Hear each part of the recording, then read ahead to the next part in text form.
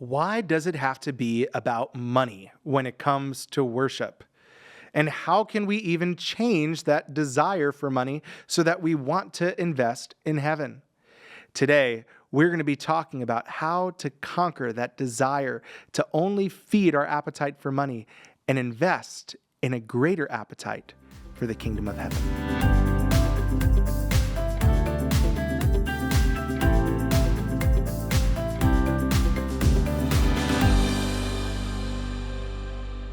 Hey, this is Living the Message, where we discuss how the message of Christ might dwell among us richly. I'm Eric Targe, and I'm here with Senior Pastor of the Moody Church, Philip Miller. Hey, Philip. Hey, Eric. How are you? I'm doing well. So we continued in our series this week looking at the Sermon on the Mount, and this week we were talking about treasures. Yeah, treasures in heaven, not on earth. Treasures in heaven. So can you give us a quick summary of what was this passage about? It was a lot of text this time. Yeah, there's right? three paragraphs. The first one's about like two treasures. You can build your life for things right here, right now, treasures on earth, or you can build your life for the kingdom of heaven and for the long-term investment of all that God's doing in the world and in eternity. Then the second paragraph is about your eye, and there were two eyes. Yeah, there's two eyes: good eye, bad eye, yeah. And it's playing off this like Semitic imagery, which doesn't translate really well. But the basic idea is what you look at is who you become. If you fixate and stare at things and worship and build your life looking in a particular direction, it will shape your soul. Right? We become what we behold.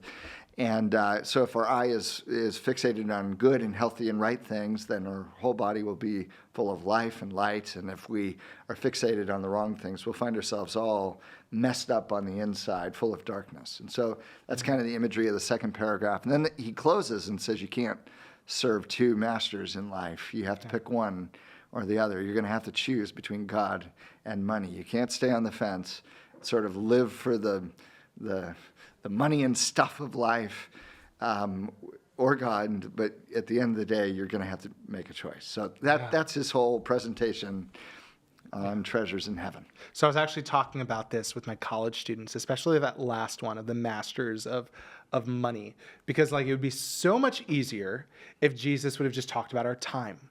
Right? Sure. If he would have talked about you spend too much time here, maybe you could spend a little bit more time there, like a little bit more balance there. But instead he decides to come after money. Yeah. Why do you think God, why do you think money was the focus there that Jesus chose rather than something else? Well, in Jesus' day, just like ours, money is a big deal. I mean, the economy is a big deal. We live in a financially driven world, a capitalistic society, right? And much of the history of the world is about stuff and money and materialism and the amassing.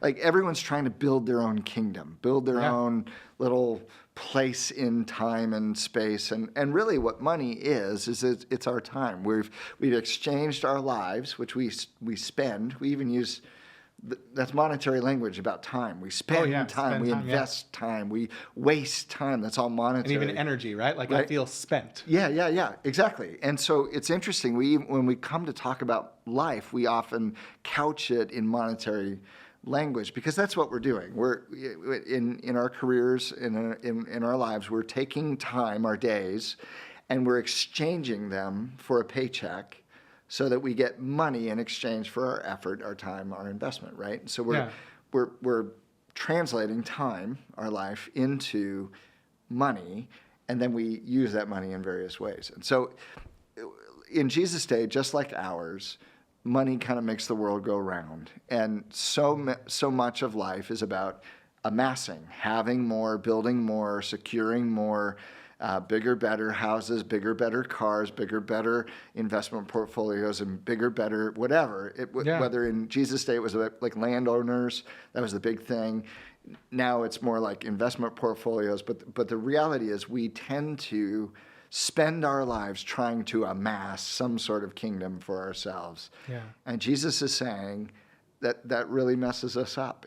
If that's the primary way we live in life, it actually really messes us up. So Jesus chooses that one because because it's most primary to us. But why is it most primary to us? Like, Yeah. why is it that money has this hold on us? Like, the reality is, if someone says, Yeah. "Hey, would you spend this weekend? Would you help us clean up a park?" I'm like, totally, yeah, I'll do that if I have the time. But if someone says, "Hey, would you be willing to give us $1,000 to invest in this park?" I'm like, why would I do? Like, why? Can't you Yeah. ask someone else? Like, why should Yeah. I do? Like, what is it about money that does? Yeah, I think it grabs our hearts, like it wraps itself around our hearts in pretty interesting ways. All treasures do that, right? Even as a kid, you have like a favorite stuffed animal and Yeah. it ties your heart to it. But money can do that. Like we can start looking for security in our money. Like this is how we feel safe. Like my wife doesn't sleep well if the bank account balance is below a certain number. Yeah, Like I've okay, learned, yeah. I've kind of learned where that number is because she sleeps better when it's above that number, right? So that's how Yeah. much stays in the checking account, right? So for some people, it's like it's a little security blanket thing. It's how Yeah. they feel safe in the world. I've got some money, I can protect myself. For other people, it's a significance thing. Like, look how much I make, look how much I earn, look how much I've saved, look how much I have. I can translate that into fashion. I can translate that into, cool cars and big houses. And all of those are status things that help me Yeah. know who I am.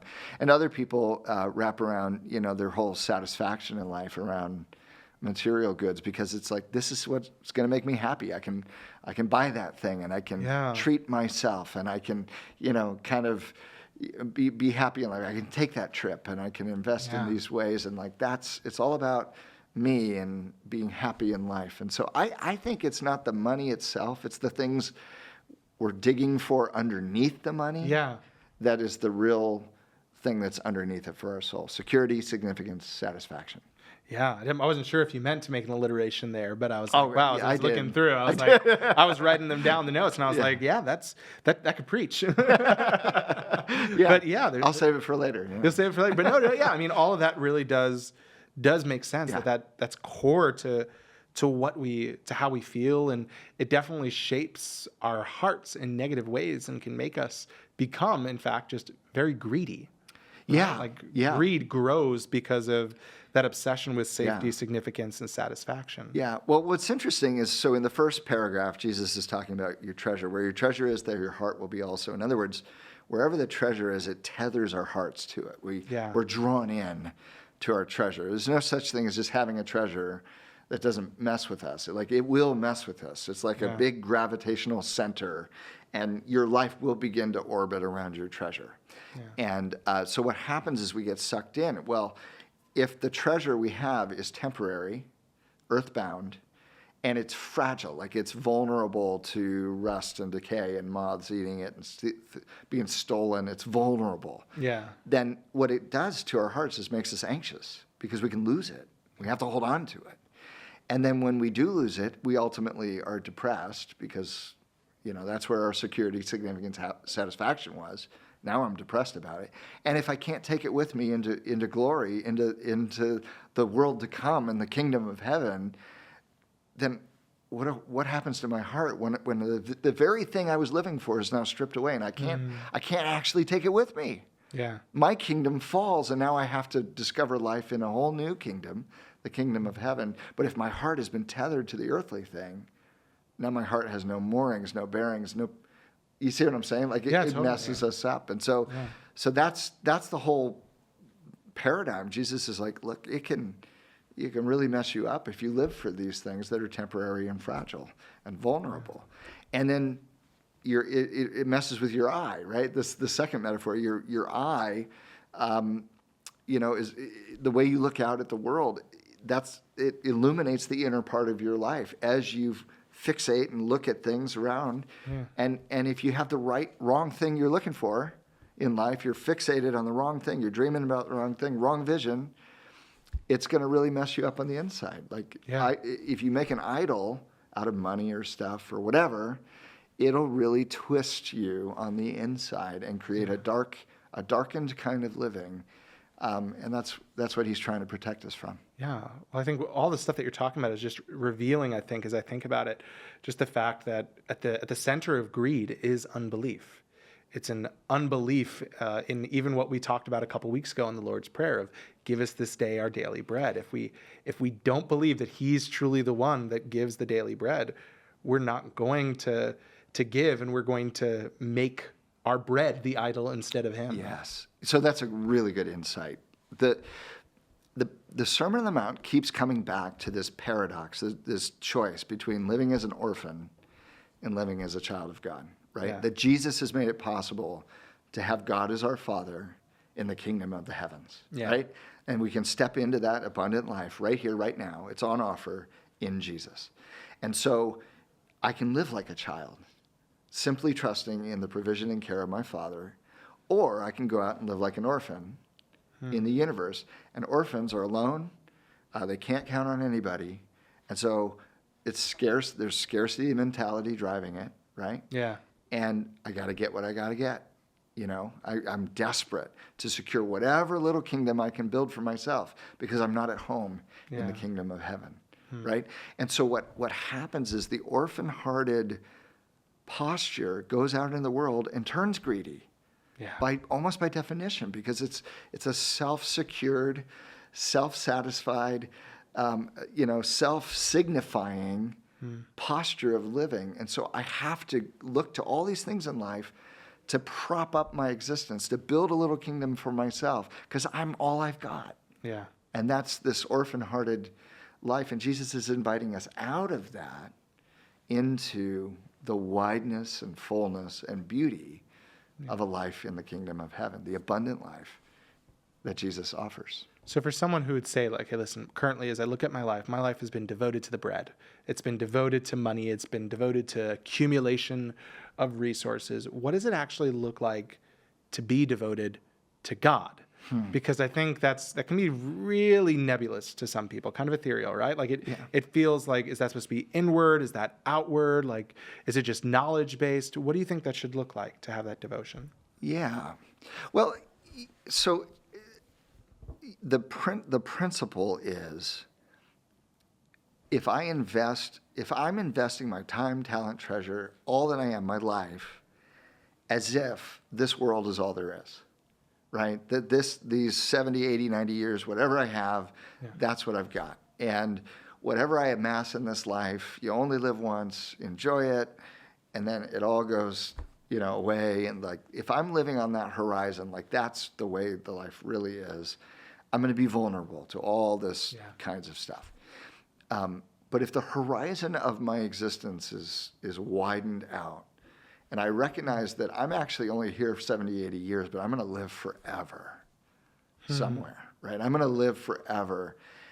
And if Jesus really is who he says he is, and he really has brought the kingdom of heaven right here, right now, and I can get in on the ground floor of this investment opportunity to start investing in the life of the kingdom of heaven that will endure forever, all of a sudden, his priorities start becoming my priorities. Like his values start becoming my values. Like, what does God live for? What does he want? It's his kingdom, power, glory to the ends of the earth. Like, right? Yeah. Hallowed be your name. Your kingdom come, your will be done. The gospel to the ends of the earth, that all peoples everywhere might worship him forever. Like that becomes the beating drum, like the beating of our hearts as we invest, right? So that's our investment. So it's like, what does it mean to take my time and prioritize those things, my treasure, my talents, to take all of my life and orient it toward this ultimate thing that is the kingdom, power, glory of God to the ends of the earth. Like that's what I want to live for. I want to give my life to that. That becomes priority. And then all of a sudden it starts reordering everything else. So to be devoted, it's not just, did he pay his tithe? Did he pay his taxes? Did he like check the box or do what? Like Jesus wants your heart. He wants all of you, right? Where your treasure is, there your heart is. The point is not so much of the treasure, it's your heart. He wants your heart to beat for the things that his heart beats for, so that your life is folded in and a part of this grand thing that he's doing in the restoration of the entire universe, right? That what does it mean to live into that so that your life matters for eternity? That's what he's after.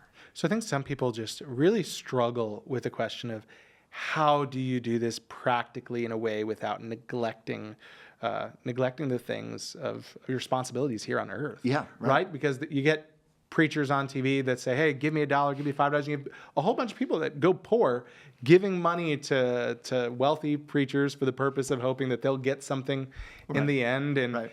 it can be kind of confusing. So how would you give that counsel to someone who says, "Listen, I want to invest. How do I care for my family or care for my needs here on earth and invest in eternity?" Yeah, so here's what's interesting, right? We often pit it against like, well, I have earthly responsibilities. Yeah. I got to pay the bills. I got to take care of my family. I want to provide a good life for them. I want to be responsible with the resources and time and talents that I've been given in life, and I think it's good to share those with my family and things like that, and enjoy some of it, right? Yeah. Because God's given those things good gifts for me to enjoy. Yeah. Right? It's not bad to have nice things and enjoy them, right? We're not saying that. But on the other side, the ultimate things, the things that really matter for eternity, right? To invest in what God's doing and His priorities with all of my life, right? That's the call. So how do I bring those together? And here's the great irony.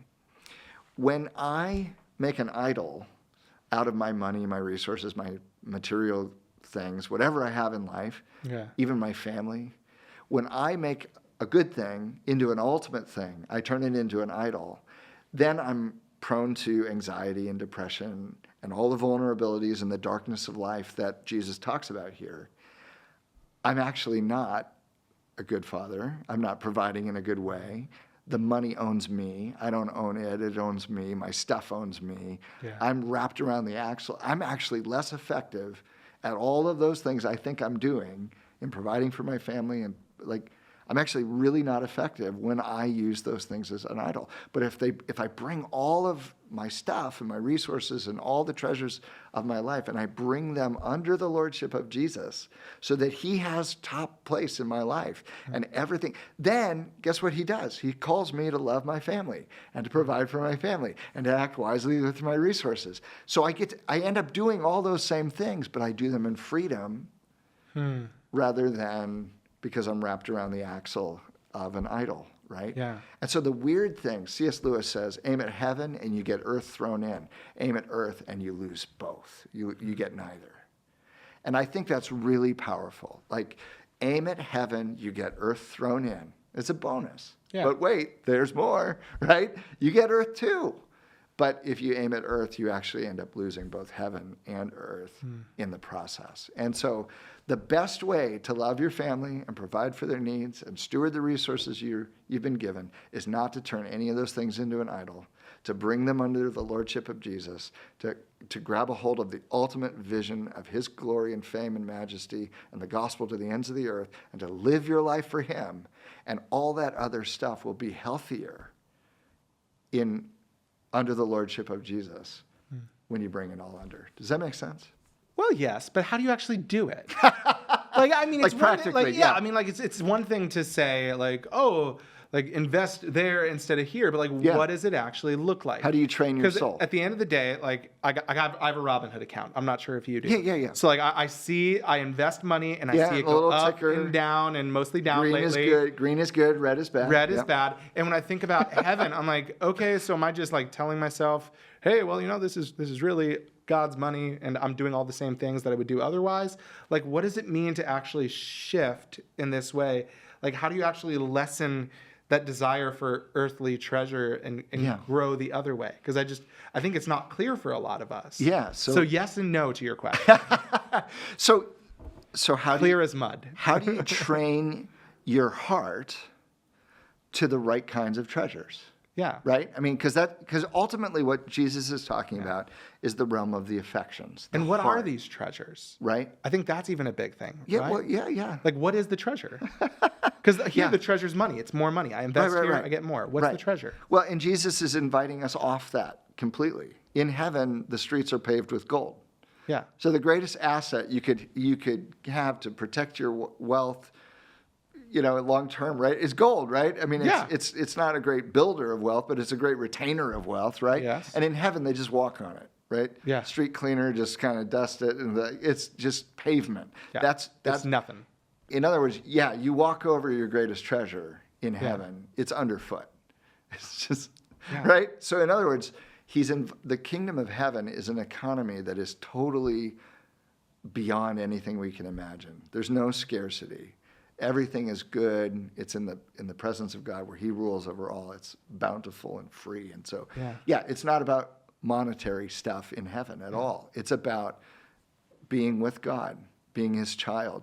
See, the ultimate security is to know that you are loved by your Father and he'll never leave you or forsake you. The ultimate satisfaction is to have the joy of being in his presence forever, lost in worship, wonder, awe, and praise in his love. The greatest significance you could ever have is for your heavenly Father to say, you are my beloved Son in whom I am well pleased. Everybody listen to this guy, right? I mean, that's the ultimate. Like, those are treasures no money can hold a candle to, right? Yeah. So how do you train your heart toward these things? And this is where it's so brilliant what Jesus has done. We just talked about fasting. Yeah. Fasting is about training our souls to say no to earthly appetites, to say yes to heavenly appetites. Yeah. Right before that, he talked about giving, right? Yeah. And now he's talking about treasures in heaven. And the way that I train my soul to say no to earthly treasures and to say yes to heavenly treasures is giving. So what fasting is for our appetites, giving is for our material. Yeah. And the same thing with prayer. Prayer is giving up control. So when I tithe, when I give, I am releasing a little bit of my earthly treasure in order to say to God, you are my treasure. You're the treasure I seek. You're the one that I want more than anything. You're my significance, my security, my satisfaction. I am in faith surrendering a little bit of this thing, this idol that wraps me around its axle and I end up stuck in it, right? And it lords over me and I serve it with my days. And I want to be free. And so I'm giving up just a little bit of it to have freedom in you forever. I'm letting go of the kingdom of earth in order that I might grab a hold of the kingdom of heaven. That's what giving's all about. Yeah. So, like, a quick this story. Investment in the kingdom. Forgive me. Just want to tell me if I'm tracking with you properly. So again, I'm going back to Robin Hood. My bar graph goes up because I have more money, which doesn't happen lately. But you're talking here, the bar graph's going up for freedom and intimacy. Is that correct? Yeah. So when we talk about treasure in heaven, because I think that's sometimes what's hard for people. Like, well, what am I actually investing in? If everything that's Christ's is mine, then it's like, I can't get anything more. Yeah, am I getting a bigger mansion in glory if I tithe? Yeah. Or like, no. I mean, you're off the plane. Deeper freedom, you can have more pavement. Deeper intimacy. You can have more pavement if you want it. Yeah, you can have more pavement. No, I mean, it's just pavement. Yeah, no, it's good. You're graduating. You're graduating off the plane of economic scarcity. And you're stepping in to the kingdom of heaven, where it's unlimited. Yeah. You're not driven by it at all.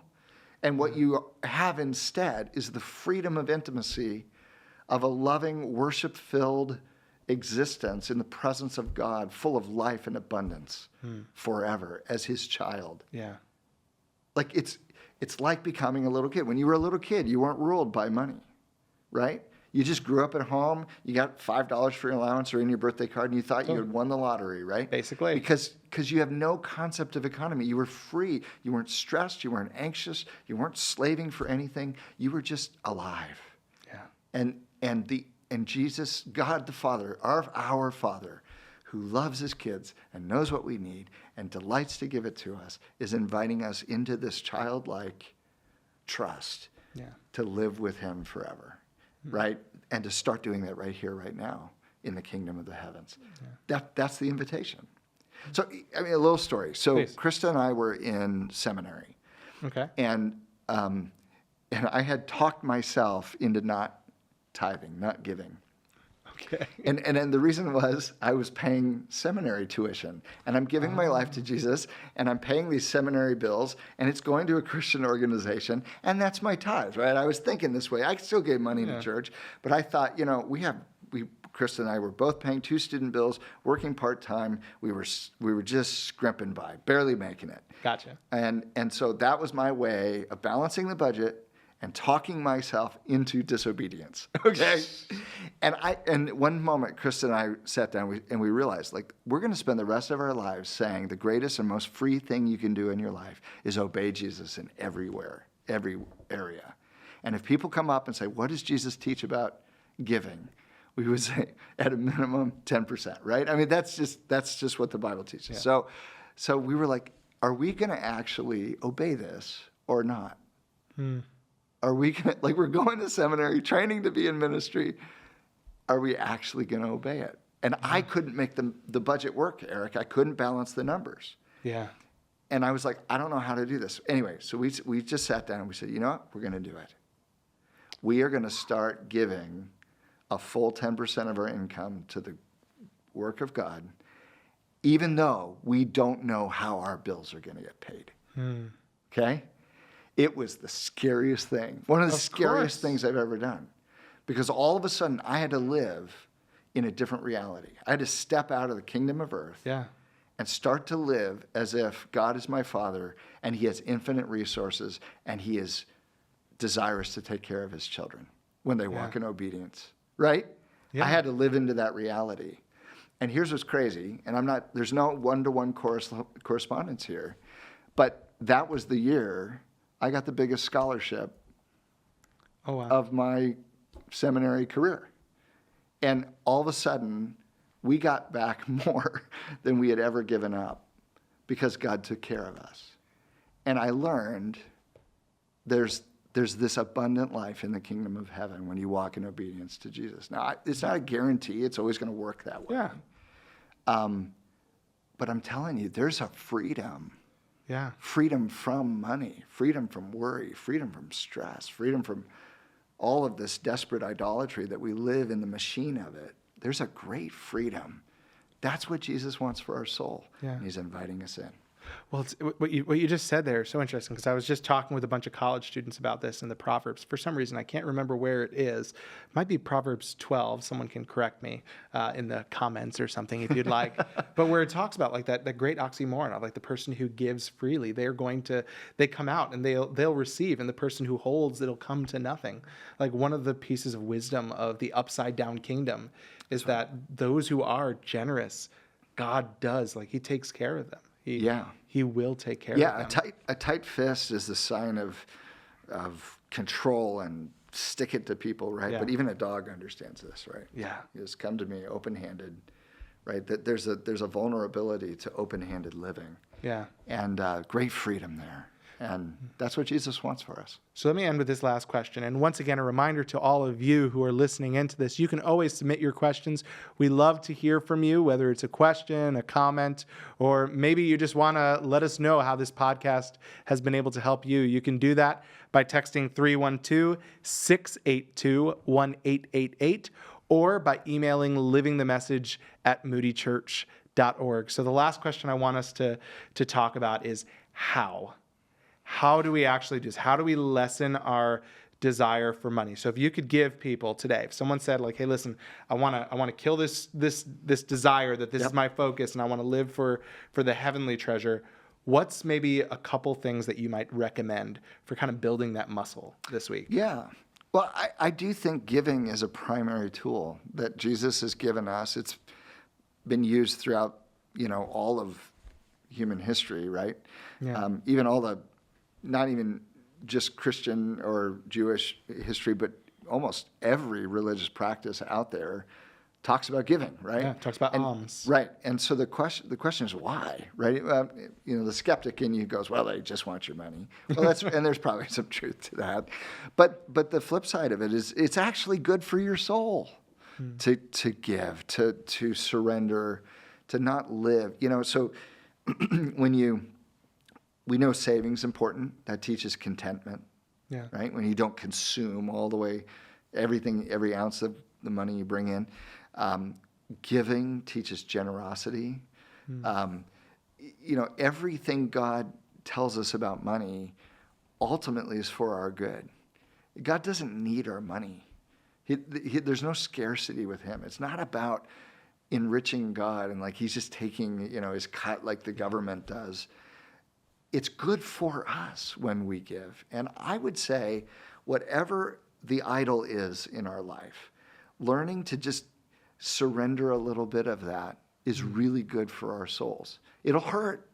Yeah. But that's what it feels like when you're breaking free from an idol. It will hurt, and it'll go down with a fight. Like there's a reason these things grab us, but because our hearts are tethered to them. But maybe that's the key, though, right? Like you know that your idol is dying when it hurts. It has to hurt, right? Yeah. And so that's when it comes to giving, right? It's give with generosity, give proportionately to what you're bringing in, give sacrificially. It's actually really good for our souls when we learn to give abundantly, generously, live with open hands. There's enormous freedom.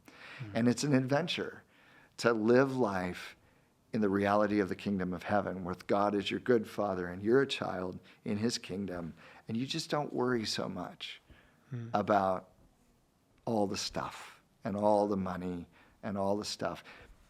Because he's with you and he's watching over you.